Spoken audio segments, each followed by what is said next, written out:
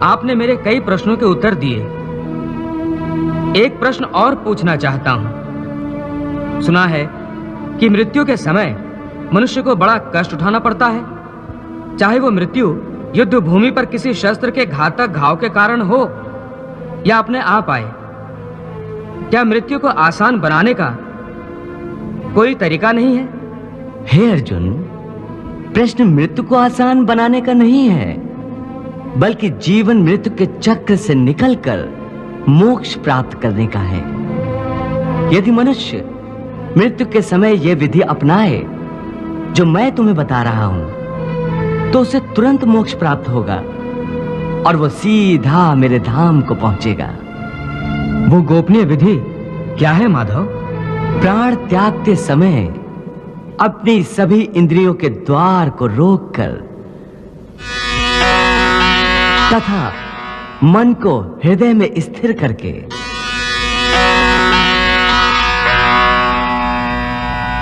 और प्राण को मस्तिष्क में स्थापित करके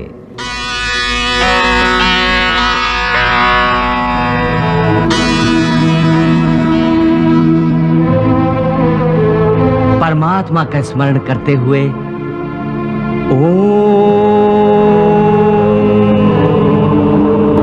ओम मंत्र का उच्चारण करें, तो वो मनुष्य जीवन भर कितना ही पापी क्यों न रहा हो, उसे मोक्ष अवश्य प्राप्त हो जाएगा। हे भोलेनाथ, प्रभु श्री कृष्ण कह रहे हैं कि मृत्यु के समय ओम शब्द के उच्चारण से पापी से पापी मनुष्य की आत्मा को भी मुक्ति मिल जाती है। देवी, ओम केवल एक शब्द नहीं है, समस्त मंत्रों का शिरोमणि मंत्र है ओम।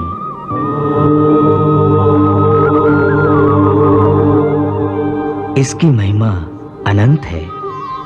आध्यात्मिक साधना की सफलता का केंद्र बिंदु ओम है।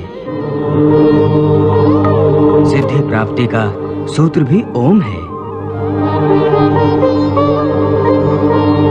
ये वो कमंडल है जिससे सारा ज्ञान और सारी सृष्टियां उत्पन्न हुई हैं। ओम की साधना ज्ञान और भक्ति के मार्ग को प्रकाशित कर देती है और अपने जीवन में ओम का उच्चारण करते रहने वाले प्राणी को सुख, समृद्धि, वैभव और वैराग्य प्राप्त होता है। प्रभु, ये बात तो मनुष्य के जीवन के संबंध में है, परंतु उसकी मृत्यु के समय ओम के उच्चारण का इतना महत्व क्यों है कि पापी मनुष्य के शरीर को शुद्धि और आत्मा को मुक्ति प्राप्त हो जाती है? देवी, मनुष्य के शरीर को ब्रह्मपुर कहा गया है।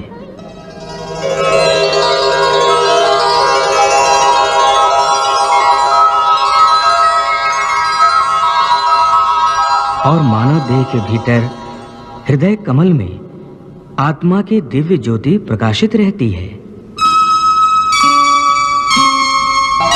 मृत्यु के समय जब मनुष्य ओम का मंद मंद उच्चारण एक लय के साथ करता है, तो आत्मा और परमात्मा दोनों ही महासुख और महा आनंद के साथ नाच उठते हैं और दोनों एक दूसरे से मिलन के लिए ऐसे व्याकुल हो जाते हैं जैसे युगों युगों से बिछड़े हुए दो प्रेमी सारी सीमाएं तोड़कर एक दूसरे में समा जाने को एक दूसरे की ओर बढ़ते हैं।